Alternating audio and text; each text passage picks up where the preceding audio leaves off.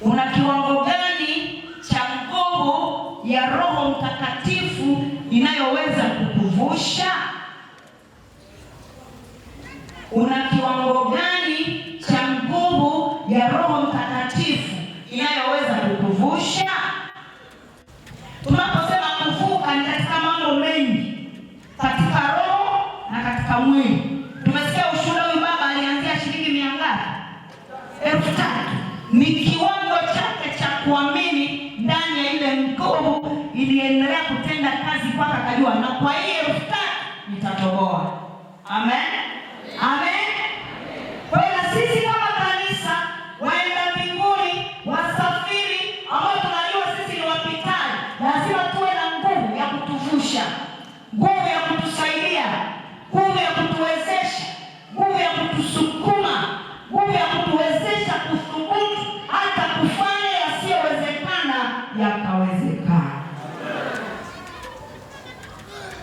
Ndiyo maana wako wengi, vita ni kubwa na vita sio ya kawaida, lakini tunashinda ndani ya uweza wa nguvu ya Mungu ikiwemo ndani mwetu. Maana hiyo nguvu inatupa silaha. Amina. Hiyo nguvu inatupa mbinu. Amina.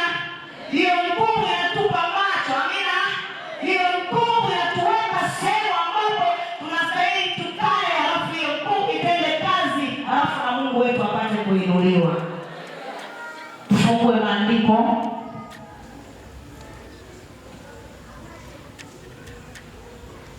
Fungua katika kitabu cha nabii Ezekiel. Somaji nzuri hapa. Nabii Ezekiel 47 mstari wa 3 na wa 8.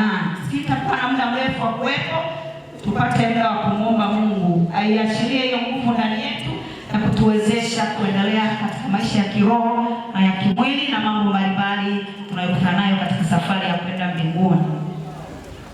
Somea hapo.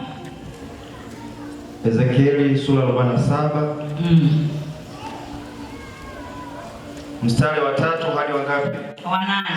Nitasoma kama ilivyoandikwa. Na alipotoka mtu yule mwenye uzi wa kupimia mkononi mwake kwenda masharikini, akapima dhiraa 1,000, akalivusha maji yale.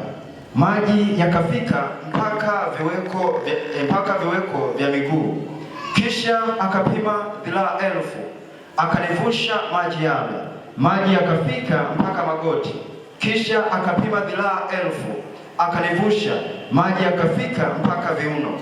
Kisha akapima dhiraa 1,000, yakawa mto nisiyoweza kuvuka, maana maji yamezidi, maji ya kuogelea, mto usiovukika. Akaniambia, mwanadamu, je, umeona haya? Kisha akanichukua akanirudisha mpaka ukingo wa mto.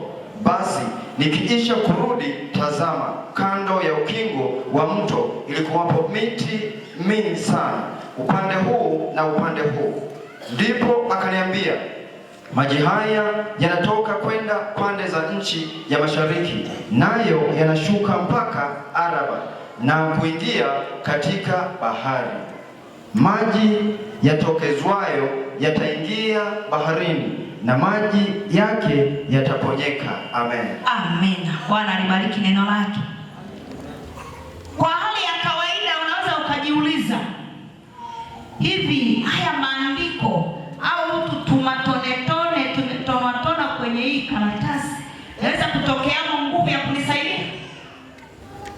Likisha somwa masikioni mwako, kinachofuata pale ni hatua ya imani. Amina. Hiki ni kiwango kinaelezwa hapa cha kila mmoja mmoja.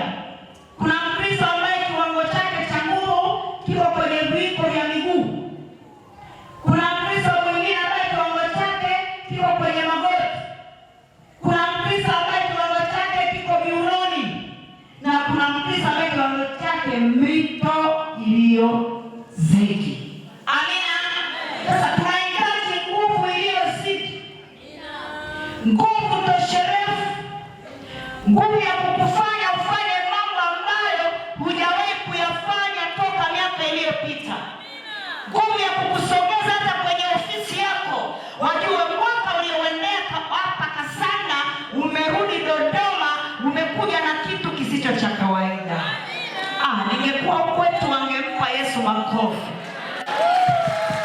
Hiyo nguvu ikiwamo kwako itakusaidia kuondoa vimelea ambavyo kwavyo vinavizia huduma yako, ambavyo kwavyo vinavizia kazi yako, ambavyo kwavyo vinavizia maisha yako, ambavyo kwavyo vinakuchafua. Hii nguvu ikiwamo ndani, unaweza kufanya yasiyowezekana yakawezekana. Huyu baba amenikumbusha kitu kimoja.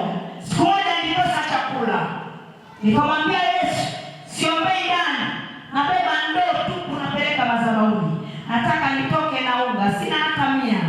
Nataka kula na watoto. Kanyanyuka na hiyo ndoo nyumbani, kaenda kanisani, nikaomba. Nilipofika hitaji la kuomba sasa chakula, nikachukua ile ndoo nikatenga juu ya madhabahu, nikafunua mfuniko, nikamwambia mzee wa siku, leo nimekuja sina chakula. Wewe uliyewalisha wanafunzi 5,000 kwa mikate 5 na samaki 2, huyu mmoja leo apate chakula. Muulize mwenzako, upo au umeondoka? Haleluya! Nguvu iliyozidi inakufanya kufurahia wokovu. Nguvu iliyozidi inakufanya kuona sawa katikati ya majaribu. Nguvu iliyozidi inakupa hali ya kujiamini hata kama unaambia uwezi, unasikia kuweza. Haleluya! Nikamaliza kuomba, kafunga mlango, nikaondoka kama hatua ngapi, kijana wangu akanipigia simu. Alikuwa na siku nyingi hapigi simu. Kumbe muujiza kabla ishoka umetengenezwa bongo, ila mimi nipate chakula. Amina, amina. Akaniambia, mara samahani mamangu, nimekusahau kama miezi imepita. Akasema hakuna neno. Vipi? Kama natoka kanisani, toa nikuomba nini? Nikamwambia. Akasema, kuanzia leo natoa tangazo, usiende kumsumbua Yesu siku nyingine mpaka unataka chakula. Sasa ndogo yetu senga, ningetangaziwa.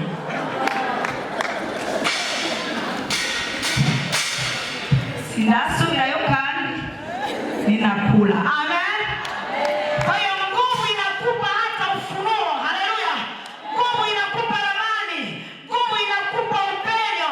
Nguvu inakufanya kupiga hatua ambayo kwayo ulikuwa uwezi, maana imezidi. Leo anakuambia mwaka huu anakushusha kwenye kiwango cha mshahara. Toka na hii nguvu, namwambia Mungu, huyu aliyekusudiwa kupanda daraja langu, na mnyanyua na mkamata na mweka pembeni, na kaa mimi kwa mamlaka ya nguvu iliyokuingiza ndani ya tumbo la Mariamu. Siku moja pale kabla ishoke wakasema, huyu mwanamke tunamhamisha mtaa, hatutaki mlokole hapa, hatutaki wa kuombaomba. Wakatenga ajenda zao, wakasahau kujua mahali zilipokanyaga nyayo za Rebina. Bwana amenipa. Haleluya. Leo ninaishi, wao ndo walihama. Kwenye viwanja vyao vimeshauka majani, nazidi kupanda migomba, vipukusa, ndizi zitamu.